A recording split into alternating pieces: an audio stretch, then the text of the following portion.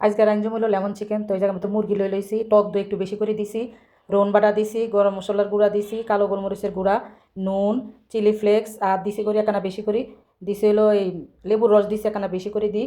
এটা মাখাই জোখাই লই মারিটার মধ্যে কিন্তু শুধু রসুন বাটাটাই দিছি, আদা বাটা কিন্তু এই জায়গার মধ্যে দিই না। তো যা যা দিছি কিন্তু কই লইছি, তো সুন্দর করে মাখাই জোখাই লইছি। আর মাখানোটা এত সুন্দর হয়েছে, ইয়ার হরে দিই কড়াইয়ের মধ্যে তেল দিছি, দিই বালা করি মাংস গিলতারে মানে টক দই থেকে একখানা বালা করি মানে সাকি সাকি মানে একটু সরাই লই এরও দিছি হলো জায়গার বাইশ দাম দিছি।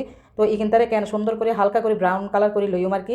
তো এক পেট উল্টাই দিই, পরের ভিডিও আবার ভালো করে উল্টাই দিছি, দিই দেনের হরে আঙ্গ মাংস কিন্তু ভাজা হয়ে গেছে। তো আই কিন্তু মুরগির স্কিন কিন্তু লই ন, এমনি সাদা সাদা মাংস লইছি।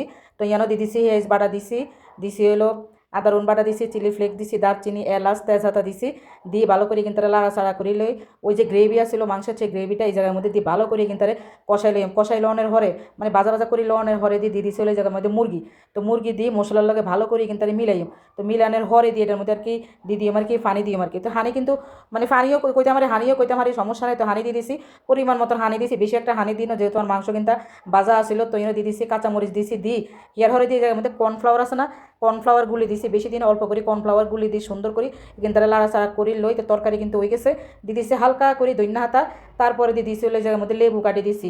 তো যেহেতু এটা লেমন চিকেন তো এই কারণে লেবু কাটি দিছি। আর জানেন না এত স্বাদ হয়েছে আজকে। আরেকটা কথা কইলে এই যে তরকারিটা মানে এই যে লেমন চিকেনটা আমার মেয়ে, আমার ছোটো মেয়ে রান্না করছে, সে বলছে সে রানবো, তো এই জন্য সে রান্নার অনেক